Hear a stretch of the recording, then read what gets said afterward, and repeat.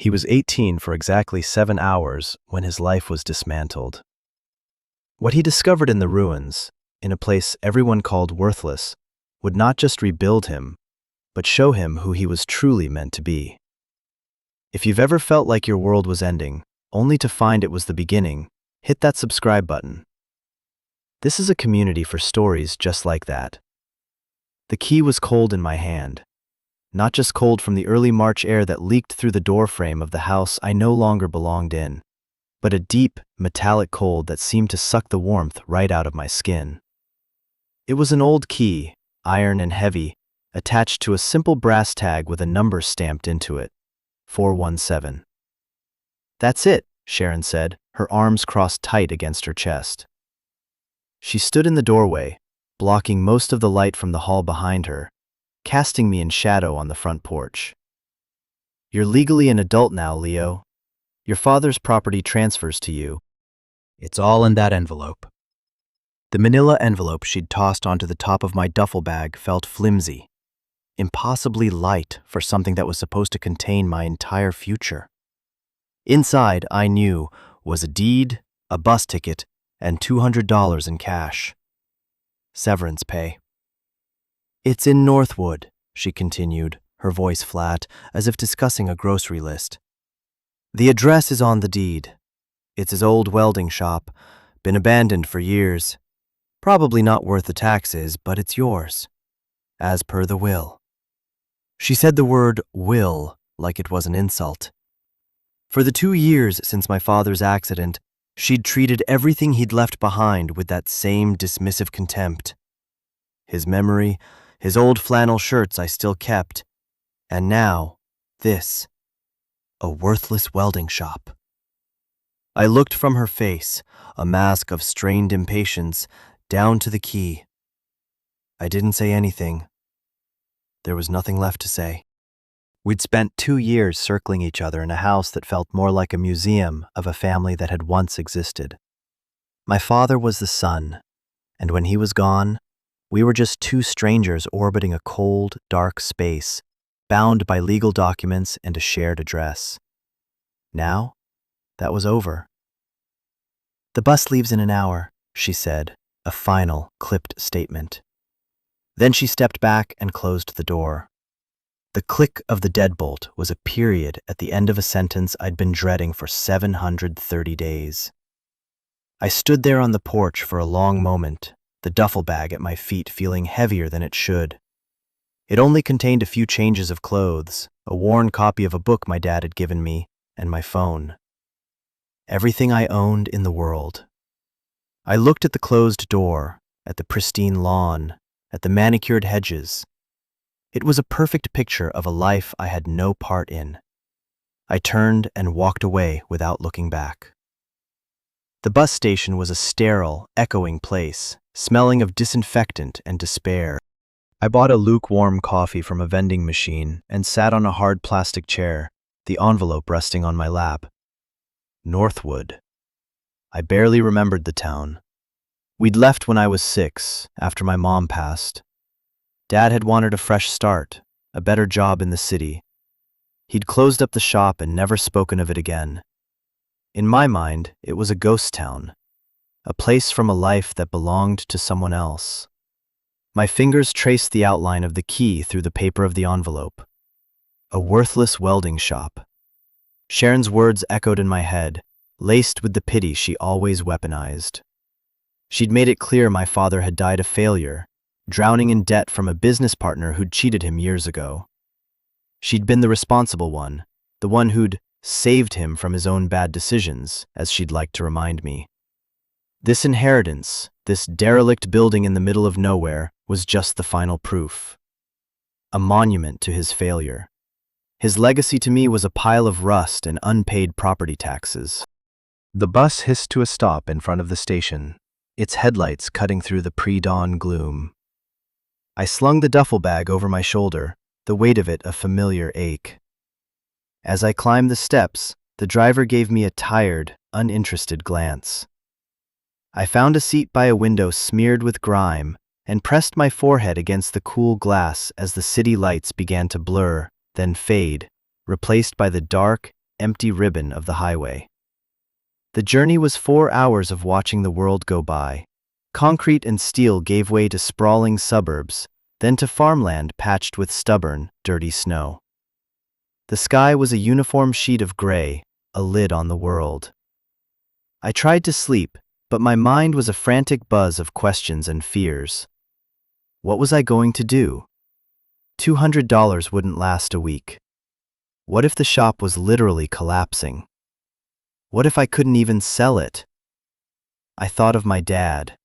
I tried to conjure his face, his easy smile, the smell of sawdust and motor oil that always clung to him. But the memory was hazy, worn thin by grief and time. In its place was the man Sharon had painted for me over the last 2 years. A dreamer, reckless, bad with money, a man whose love was big, but whose judgment was poor.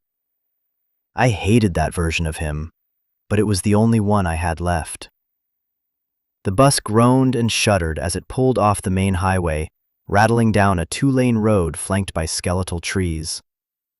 The towns we passed through got smaller and smaller, clusters of houses and a single gas station, until finally, a faded sign announced, "Welcome to Northwood, population 1,247. The bus station was just a covered bench on a cracked patch of asphalt in front of a closed-down diner. I was the only one who got off. The bus pulled away with another hydraulic hiss, leaving me in a profound and unnerving silence. The air was different here. It was sharp and clean, smelling of pine and damp earth.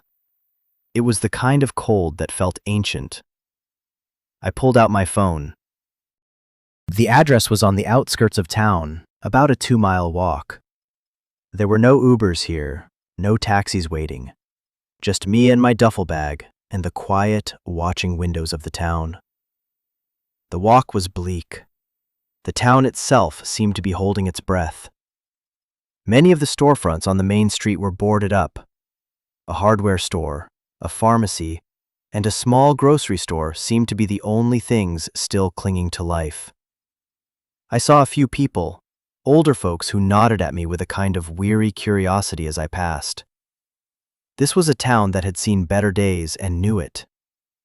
The paved road turned to gravel, and the houses grew farther apart, replaced by fields and thick stands of birch and pine. Finally, my phone's GPS announced I had arrived. I looked up and saw it. It wasn't just a shop, it was a property. A long, weed-choked driveway led to a large, metal-sided building that looked more like a barn than a place of business. Its dark green paint was peeling, revealing patches of rust that bled down the corrugated walls like old wounds. To the side, a smaller, 2-story structure was attached, clearly the office and living quarters, with a sagging porch roof and boarded-up windows. The whole place was surrounded by a chain-link fence topped with barbed wire, and the gate was secured with a thick, rusty chain and a heavy padlock. It looked less like a business and more like a fortress, or a tomb. Sharon was right. It was worthless. A wave of cold despair washed over me, so intense it made my knees feel weak. This was it. This was my inheritance. A collapsing wreck 2 miles from a dying town in the middle of nowhere. I wanted to cry. I wanted to scream. I wanted to turn around, walk back to the highway, and stick out my thumb and never look back. But where would I go? My hand went to my pocket, to the key. I walked to the gate, the gravel crunching under my worn sneakers. The padlock looked ancient, a solid block of oxidized metal. I sighed, assuming the key Sharon had given me was for the building's door, not the gate. I was about to look for a way to climb the fence when I noticed something. The keyhole on the padlock wasn't a standard design. It was a strange, circular shape. On a whim, I pulled out the heavy iron key. It had a cylindrical shaft and a complex, toothed end. It didn't look like a door key at all. With a feeling of numb disbelief, I slid it into the padlock. It fit. It took all my strength to turn it. The metal inside groaned in protest, a sound of deep, long-settled rust giving way. With a final, jarring clank, the lock sprang open. I stared at it, then at the key. My dad had this key. He had locked this gate and never come back. Why use such a specific, heavy-duty lock for a place that was supposedly worthless? The gate creaked open, its hinges screaming. I stepped onto the property and pulled the gate shut behind me, the sound echoing in the stillness. The air inside the fence felt different, heavier. The driveway was cracked, and small, determined-looking weeds grew in every fissure. As I got closer to the main building, I saw the name painted in faded white letters above the huge, sliding bay door. Northwood Welding and Fabrication. Below that, in smaller letters, was a tagline. If it's broken, we can fix it. If it doesn't exist, we can build it. A bitter laugh escaped my lips. He couldn't even fix his own life. The door to the office was solid wood under a layer of peeling paint. It had a standard deadbolt. I fumbled through the envelope and found a smaller, normal-looking key. It slipped in easily. I turned it, pushed the door, and was met with a wall of stale, cold air. The inside was dark, the windows being boarded up. I pulled out my phone and turned on the flashlight, the beam cutting a nervous path through the gloom. I was in a small, cramped office. A thick layer of dust covered everything. A soft gray blanket over a metal desk, a filing cabinet, and a threadbare armchair. The air was thick with the smell of old paper, cold metal, and something else.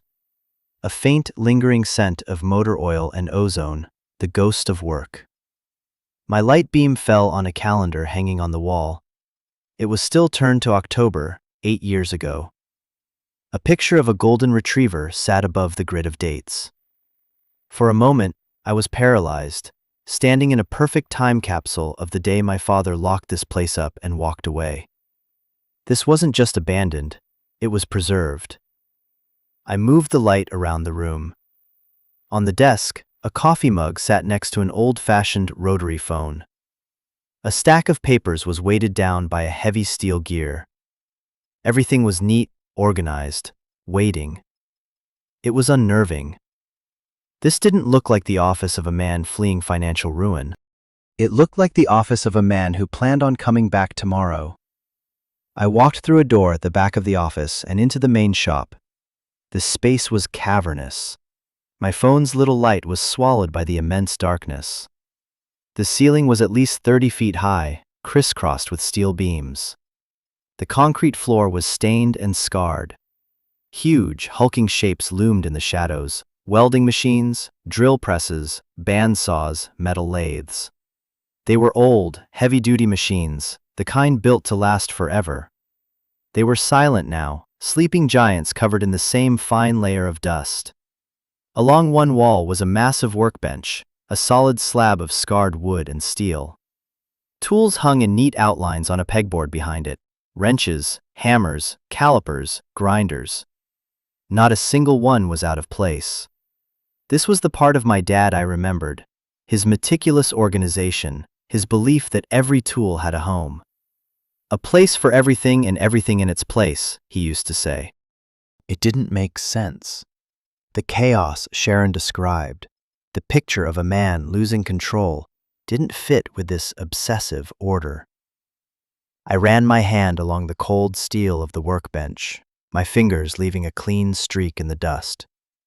I felt a strange sense of reverence, of trespassing on holy ground. This was his space. This was where he had created things, fixed things, built things. I found a breaker box on the far wall, a big industrial panel of thick black switches. I hesitated for a moment, half expecting an explosion or nothing at all. I took a breath and flipped the main breaker. For a second, nothing happened. Then, with a low hum, a single row of fluorescent lights flickered to life overhead, casting a pale, buzzing glow over the cavernous space. The shop was even more impressive in the light. It was a cathedral of industry. The sheer amount of raw material was staggering. Racks along the back wall were stacked with steel beams, pipes, and sheets of metal of all shapes and sizes. It wasn't a worthless collection of junk. It was a dragon's hoard of potential. I spent the next hour just walking, touching things, my boots echoing on the concrete floor. I felt my father's presence here, in the worn handle of a hammer, in the faint scorch marks on the floor, in the sheer, overwhelming sense of capability that the room radiated. This wasn't a place of failure. This was a place of power. Back in the office, I started going through the desk. The drawers were mostly empty, just old pens, paper clips, and order pads. But in the bottom drawer, I found a heavy, steel toolbox. It was locked with a small but sturdy-looking padlock. I rattled it, but it was solid. There was no key for it on the ring Sharon had given me. I looked around the office again, my eyes scanning for anything that might be a key. Taped to the underside of the desk drawer, my fingers brushed against a small, flat object. I peeled it off. It was a single, small brass key. My heart started to beat a little faster. It fit the toolbox.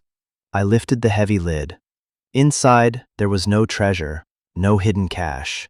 There was just a thick, sealed envelope with my name, Leo, written on the front in my father's familiar, blocky handwriting. My hands were shaking as I picked it up. This was it. A message from the past. A voice from a man I thought I'd lost forever. I sat down in the dusty armchair, the one he must have sat in 1,000 times, and carefully broke the seal. Inside was a letter, several pages long, written on shop letterhead. I took a deep breath and began to read. "My dearest Leo," it began. "If you are reading this, then it means two things. First, that I am gone. And for that, my son, I am more sorry than words can ever say. The thought of leaving you is the only thing in this life that has ever truly scared me. Second, it means you are 18, and you have come back to this place. My place. And now, your place."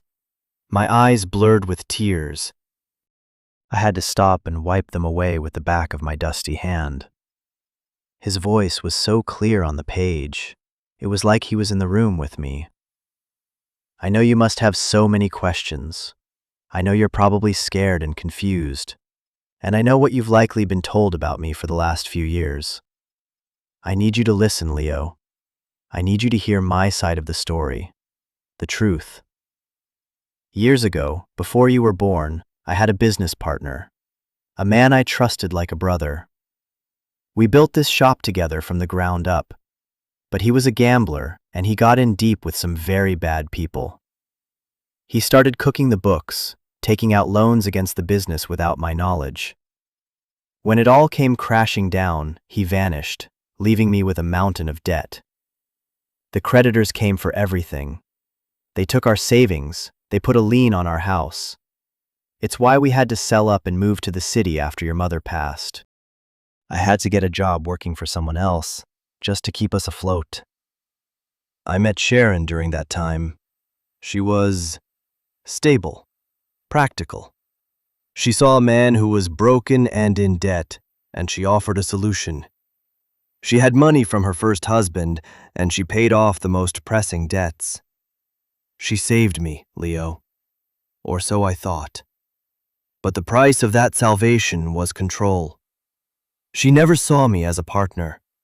She saw me as a project. A bad investment she was determined to manage. She hated this shop. She hated the part of me that was a builder, a dreamer. She called it my dirty hobby. She wanted me to be someone else, someone safer, someone smaller. I never stopped loving this place. It's in my blood. So I kept paying the taxes on it, secretly, a little bit at a time, from side jobs she never knew about. It was my one act of rebellion. My one piece of myself that I refused to let her manage away. A few years ago, I got sick. The doctors told me I didn't have long. It wasn't an accident that took me, son. It was a sickness in my bones, One I hid from everyone, even you. I didn't want your last memories of me to be of a man wasting away. I wanted you to remember me strong. I knew Sharon would not take care of you, not in the way you deserved. She sees you as a burden, a final, messy piece of my past that she wants to tidy up and throw away. So I made a plan, a way to give you a future, a real one. This shop, Leo, this place is your anchor. It's not worthless. Don't ever believe that. The machines are old, but they are the best.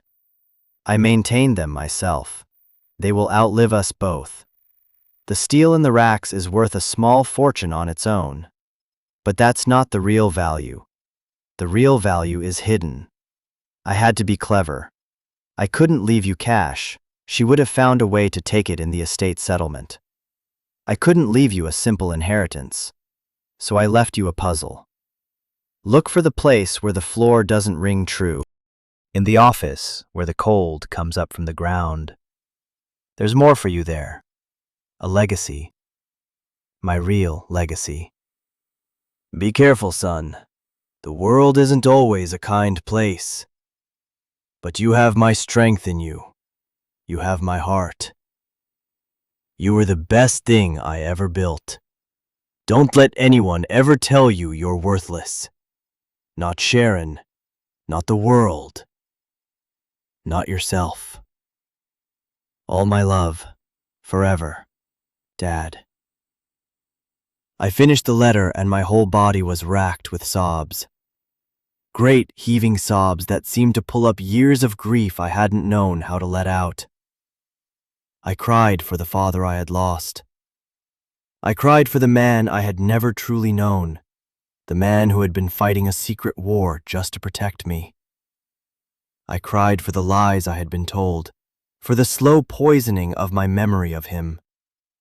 And I cried for the boy who had just walked into this dusty, cold building, feeling completely and utterly alone, and had just been handed a map from the ghost of the one person who had ever truly loved him. The grief was a storm, but when it passed, something else remained in its place, a fierce, burning ember of hope. An anger, a cold, clear anger at Sharon, for her cruelty, for her calculated deception. She hadn't just kicked me out. She had tried to erase my father, to replace him with a pathetic caricature that made her look like a saint. She hadn't wanted me to have this place, but the will had forced her hand. So she had tried to make me believe it was a curse, hoping I would abandon it, just as she had abandoned me. I folded the letter carefully and put it in my pocket. It felt warm against my leg, a tangible connection to him. His words replayed in my mind. Look for the place where the floor doesn't ring true. Have you ever discovered a secret that completely changed the way you saw someone you loved? A truth that rewrote your entire past? It's a powerful, disorienting feeling, and it can leave you feeling lost. If you're going through something like that, I want you to know you're not alone. This channel is a community for people who've had to navigate those complicated truths. Let me know in the comments. Your story matters. Now back to the shop. My anger gave me energy. The exhaustion from the bus ride, the despair I'd felt upon arriving, it was all burned away by a new sense of purpose. I was no longer a victim of circumstance.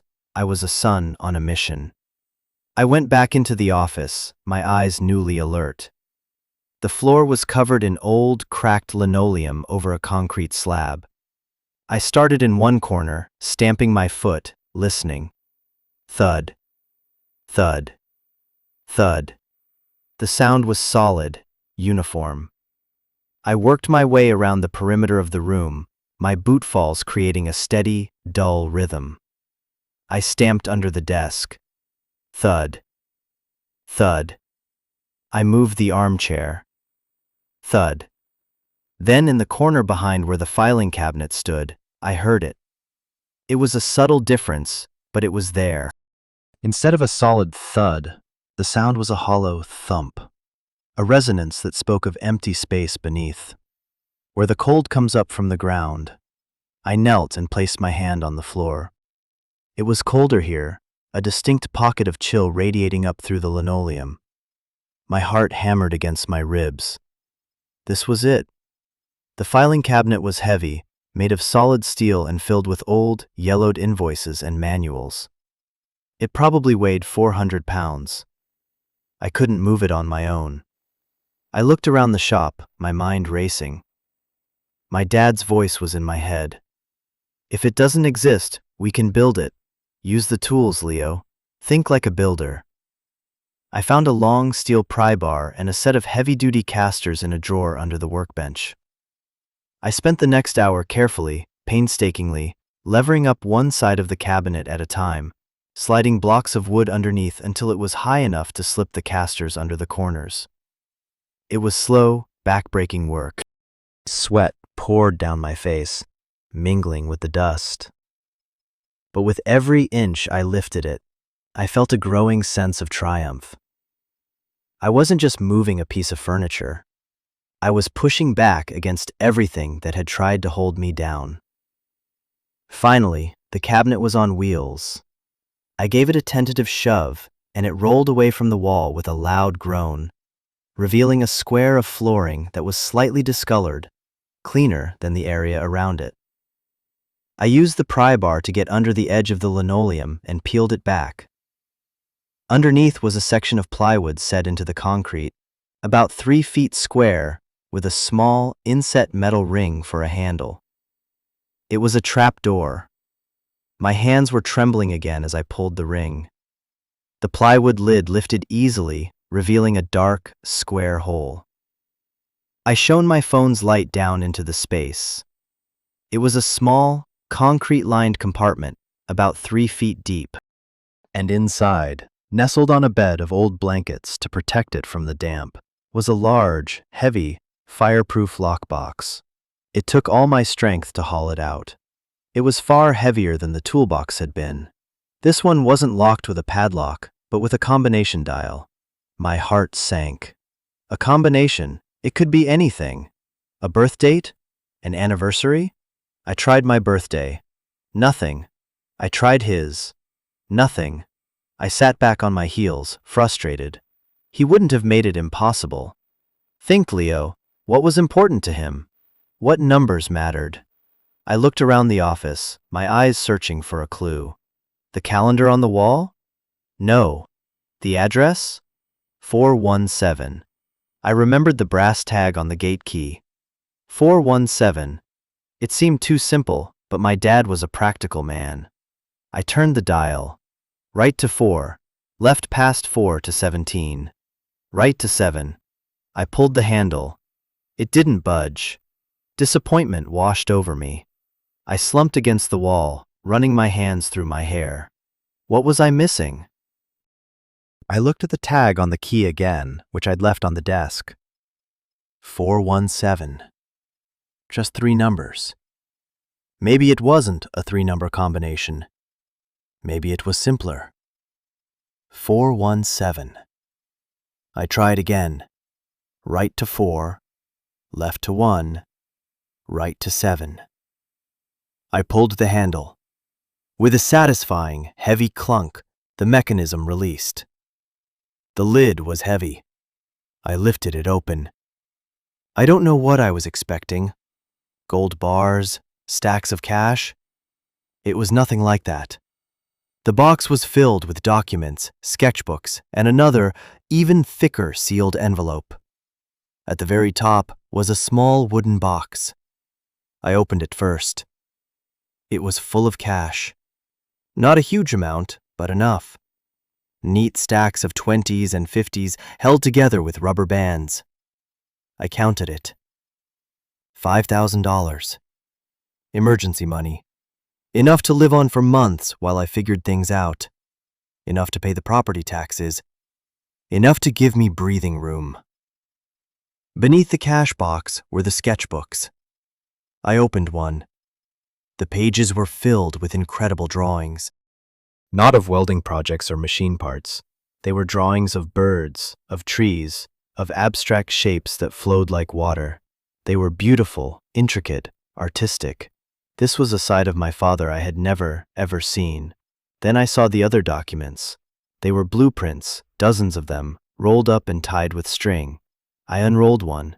It was a detailed technical drawing for a massive, abstract metal sculpture of a phoenix, its wings outstretched.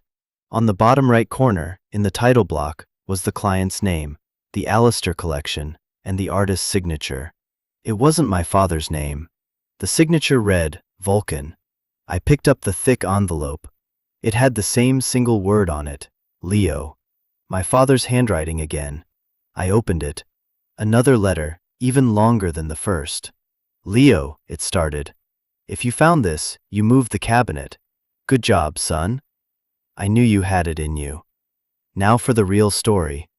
The one nobody knows. The one I've kept hidden for a decade to protect you.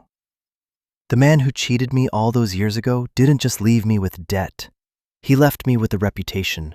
My name, David Miller, was poison in the fabrication world. No one would trust me. No one would hire me for big jobs. I was blacklisted. The welding I did in the city, the small repair jobs, that was all I could get. It was enough to live, but not enough to build anything real. But the need to create, Leo, that doesn't just go away. It's a fire in your gut. So I started making things on my own, for myself. Small sculptures from scrap metal. I poured all my frustration and my grief and my love into them. It was the only way I could stay sane. I started posting pictures of them online, anonymously, under a pseudonym. I called myself Vulcan, after the Roman god of the forge. It was a silly name, but it felt right. And then, something incredible happened. Someone noticed. A man named Mr. Alistair, a wealthy and very private art collector. He contacted me. He didn't care about my real name or my past. He only cared about the work. He commissioned a piece, then another, and another. For the last 10 years, Leo, I have been living a double life. By day, I was David Miller, a maintenance welder struggling to make ends meet. But by night, and on weekends, I would drive out here to the old shop. I would turn on the lights and fire up the forge, and I would become Vulcan. I was an artist, and I was successful. More successful than I ever was as a simple welder. Alistair paid me well, very well. But I couldn't put the money in a regular bank account. Sharon had access to our finances. She would have seen it, and she would have taken it. She would have used it to remodel the kitchen, to buy a new car, to erase the last piece of the real me. So Alistair and I worked out a system. He paid me through a private trust, an account set up in your name, which you would gain access to on your 18th birthday. It's all legal, all protected. The details, the account numbers, the lawyer's contact information are in a separate folder in this box. I scrambled through the documents and found it, a folder from a prestigious law firm. Inside was a statement for a trust account. I stared at the balance at the bottom of the page, my vision swimming. It was an astronomical number. It was more money than I had ever imagined in my life. It was generational wealth, sitting quietly in an account, waiting for me. My father wasn't a failure. He was a secret genius, a hidden success story. He hadn't been broken by the world. He had found a way to build a new one, in secret, just for me. The letter continued. The ledger in here will show you all the commissions, all the payments. It's all there for you. This money is your freedom, Leo. It's your chance to be whoever you want to be. Go to college. Travel the world. Do all the things I never could. It's all yours, and it is safe from her. But I have to warn you about one last thing. This property, the shop. It's more valuable than just the building and the land. There's a reason I used that big lock on the gate, a reason I kept it secure. A few years ago, a development corporation, a ruthless one called Apex Global, started buying up all the land around here. They want to build a luxury resort, A golf course, the whole 9 yards. This whole valley. My little 10-acre plot is right in the middle of their master plan. It's the last piece they need. They tried to buy me out. They started with lowball offers, then they got aggressive. They sent lawyers. They sent intimidating men in dark suits. They threatened to use eminent domain, even though they're a private company. They tried everything. But I never sold. This place was my sanctuary. It was my studio. But more than that, it was your future. I knew that if I sold, the money would just get absorbed into my life with Sharon, and by the time it got to you, there'd be nothing left. So I held on. I knew this land, this building, was the one thing I could pass to you directly, the one thing she couldn't touch. They will come for you, Leo. Now that the property has transferred to you, they will know. They will try to bully you. They will offer you a lot of money. It will be tempting. You could take their offer, add it to the trust, and walk away a very, very wealthy young man. No one would blame you. But I want you to think about what this place is. It's not just land. It's the last piece of me. It's the home of Vulcan. It's where your real inheritance was forged. The choice is yours, son. I won't tell you what to do. I trust you. I've always trusted you. Whatever you decide, know that I am proud of you. Know that I love you. I put the letter down, my mind reeling. It was too much to process. An artist, a secret identity, a hidden fortune, a corporate enemy. It felt like the plot of a movie, not my life. I sat there for what felt like hours, on the cold office floor, surrounded by the evidence of my father's secret life. The sketchbooks, the blueprints, the letters. I looked at his signature on the blueprints. Vulcan. He had named himself after a god. In a way, he had been one. He had built a world for me out of fire and steel and secrecy. He hadn't just left me money, he'd left me a legacy. He'd left me a choice. The next morning, I woke up on the lumpy couch in the small apartment above the office. The sun was streaming through the dirty windows, casting long shadows across the floor. For the first time in 2 years, I didn't wake up with a feeling of dread. I woke up with a purpose. I spent the day cleaning. I swept the thick layers of dust from the concrete floors. I wiped down the machines, their dark metal gleaming in the light. I opened the huge bay door, flooding the shop with fresh, cold air. With every motion, I felt like I was waking the place up, breathing life back into it. This wasn't a tomb. It was a sleeping giant. In the afternoon, I called the lawyer my father had mentioned in the letter, a man named Mr. Peterson. His voice was calm and kind. "Leo," he said, a warmth in his tone. "I've been expecting your call. Your father was a great man, one of the most honorable clients I've ever had." I told him I'd found the letters, the box. I asked him about Apex Global. "They're sharks," he said, his voice hardening. "They've been circling this town for years. They've pressured and pushed and bought out nearly everyone. Your father's property is the linchpin. Without it, their resort plans are stalled. They'll be in touch, and they'll come on strong. They'll offer you what seems like a fortune." "What should I do?" I asked, my voice small. "That's not for me to say," he replied gently. "Your father was very clear about that. He wanted the choice to be yours. Financially, you don't need to sell. The trust he set up for you is more than secure. This is about what you want for your future, and what you want for his legacy." We talked for another hour. He walked me through the trust, explaining how it worked. He told me stories about my father, about his passion for his art, his quiet determination. By the time I hung up, the last vestiges of Sharon's poisoned narrative were gone, replaced by the image of a quiet hero who had spent a decade building a secret kingdom for his son. 2 days later, it happened. A sleek black car, the kind that looks completely alien in a town like Northwood, rolled down the gravel driveway. A man in a tailored suit, with slicked back hair and a smile that didn't reach his eyes, got out. He introduced himself as Mark Renshaw from Apex Global's acquisitions department. He gave me the speech.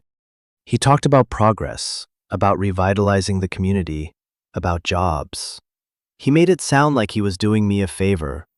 Then he made the offer. It was a staggering amount of money, 7 figures, enough to buy a mansion, a fleet of sports cars, to never work a day in my life. It was the easy way out, the sensible choice. I listened to him patiently. I let him finish his entire pitch. I saw the confidence in his eyes, the certainty that this 18-year-old kid, who looked like he didn't have 2 cents to his name, would jump at the chance.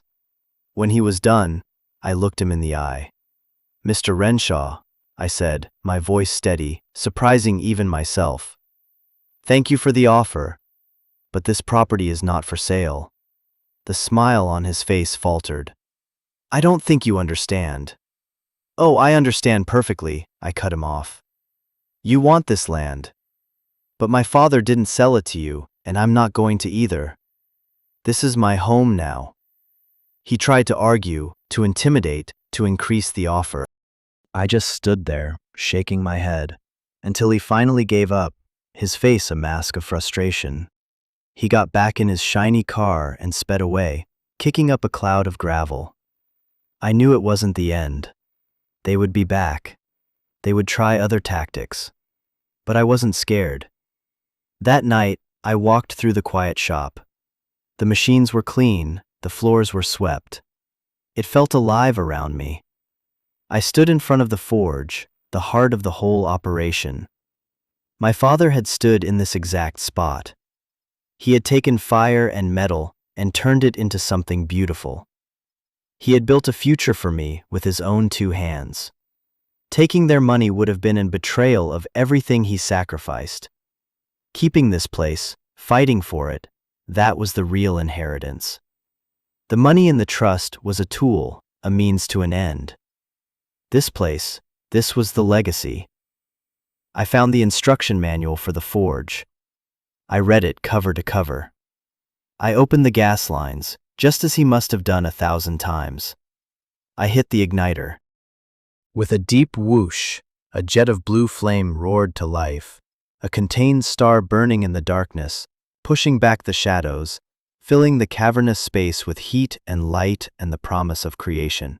My father taught me that the most valuable things we inherit aren't written in wills or stored in bank accounts. They're the choices we're given, the strength we didn't know we had, and the chance to build a life that honors the people who loved us.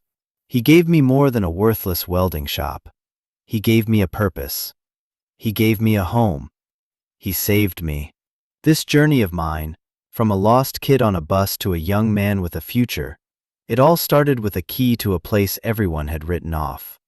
If my story has resonated with you, if you believe in second chances and fighting for what matters, then subscribe to the channel.